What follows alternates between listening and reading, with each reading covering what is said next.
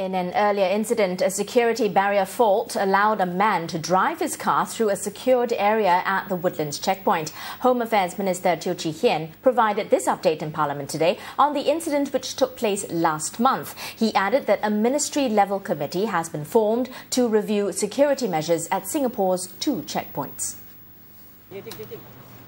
In March, 64-year-old Tan Chu Seng, a Singapore permanent resident, drove his car through a security barrier at the Woodlands checkpoint. He drove off when an officer was inspecting the car of his boot.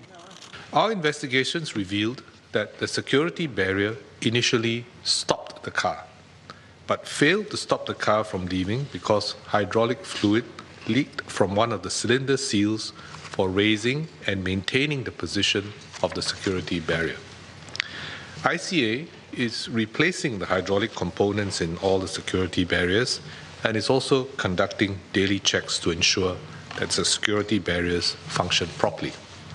Tan was caught 5 hours later. That was the second checkpoint security breach in 2 months. The 2 breaches show the scale and complexity of the checkpoint operations. This requires a team of officers able to carry out robust and effective measures to prevent and deal with a wide range of threats. At the same time, our land checkpoints have to facilitate the swift and secure clearance of people and goods. Since then, authorities are implementing a slew of measures to beef up security, among them putting in place an additional line of barriers. So the first objective is to try and prevent people from exiting the checkpoint and to contain cars and individuals within the checkpoint. And then we are also putting in vehicles which will be able to follow any suspect vehicles who leave the checkpoint. So those are being put into place. Mr. Teo said the major constraints are infrastructural because a lot of these security measures were added onto existing infrastructure.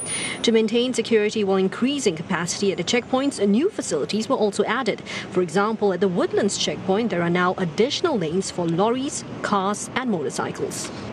More than 70,000 motorcycles pass through Singapore's land checkpoints every day, and authorities are trying to encourage more motorcyclists to make use of the biometric self-clearance system. So, from the middle of this year, all work permit and S-Pass holders will be automatically enrolled into the system. Now, what this means is that 95% of all Malaysian motorcycle trips will be eligible for the system, paving the way for speedier clearance at the checkpoints.